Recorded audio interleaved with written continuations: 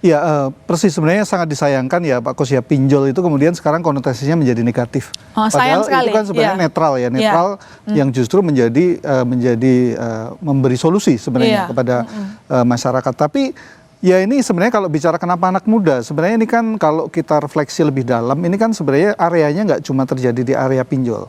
Ketika kita bicara investor, itu sekarang kita bicara investornya juga paling besar adalah milenial. Itu yang mempercepat pertumbuhan juga. Jadi mempercepat angka-angka pertumbuhan investor. Lalu juga di sisi produk yang lain, yang dalam kasus ini pinjol, ya wajar kalau anak muda karena memang disitulah penduduk yang porsinya paling besar itu satu. Yang kedua mereka-mereka ini kan yang paling aktif, begitu ya. Paling aktif kedua.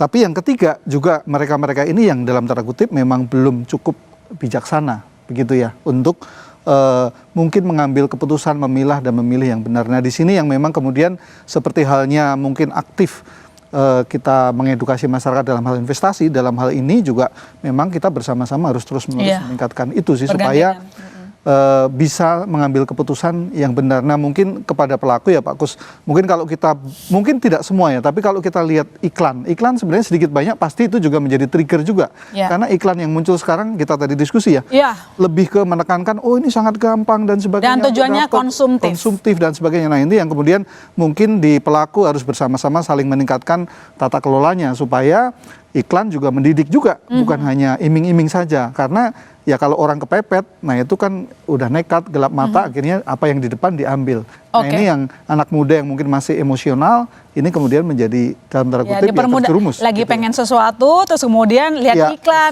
gampang lagi, tinggal kasih data segala macam, udah akhirnya minjam. Yang dikatakan Pak Sarjito tadi, orang minjam bukan karena butuh, tapi karena ingin, begitu ya.